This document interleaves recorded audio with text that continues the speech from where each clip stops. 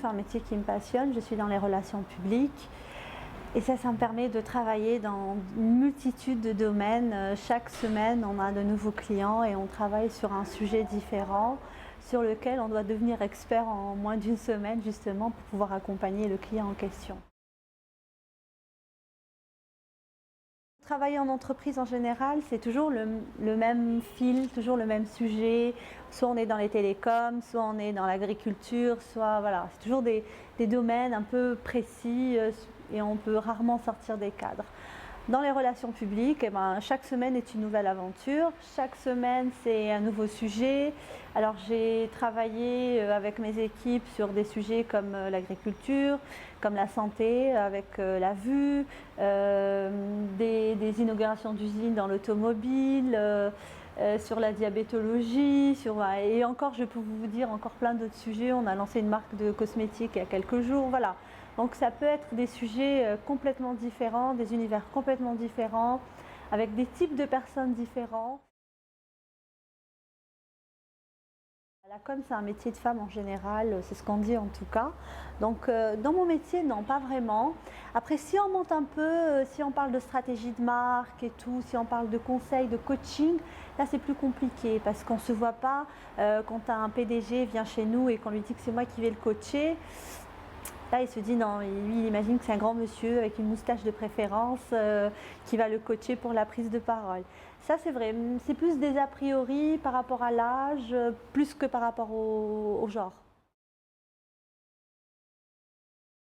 Très souvent, la femme entrepreneur est un peu mal vue parce que dans la tête du commun, on ne peut pas être femme entrepreneur et mère de famille, on ne peut pas être femme entrepreneur et gérer correctement son foyer, on ne peut pas être femme entrepreneur et épouse. Et tout ça est faux, donc il faut peut-être juste que nous, qui sommes déjà femmes entrepreneurs, puissions le dire. Aujourd'hui, on peut tout faire, on peut faire les deux.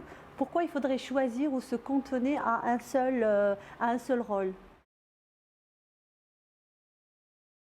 Même si on ne réussit pas dans cette expérience d'entrepreneuriat, c'est une expérience extrêmement enrichissante. Parce que quand on est entrepreneur, surtout au début, on fait vraiment tous les métiers, on essaye plein de choses, on fait plein de métiers auxquels on n'aurait jamais eu accès avant d'une, et de deux, ça prouve qu'on a le sens de l'initiative, ça prouve qu'on est courageux, parce qu'il faut beaucoup de courage pour laisser tomber un salaire mensuel qui tombe tous les mois pour aller vers quelque chose qui n'est pas forcément sûr. Il faut beaucoup de persévérance pour être entrepreneur. Attention, c'est pas facile, surtout au début. On doit construire son entreprise, on doit construire son business, on doit convaincre des gens de nous faire confiance et de travailler avec nous. Donc il faut beaucoup de persévérance pour réussir. On a dans notre ADN cet ADN d'entrepreneuriat.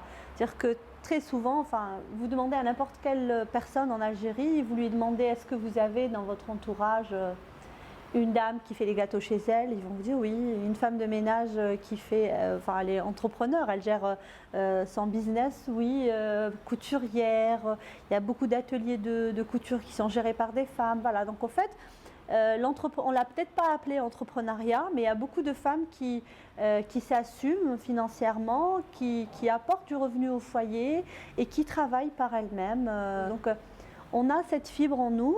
Après, comment la transformer, la structurer pour créer de grandes entreprises ou des choses un peu plus structurées, ben, je pense que c'est possible. Il faut peut-être juste accompagner ces femmes qui savent déjà entreprendre, qui savent manager des équipes, à créer une vraie entreprise structurée, etc.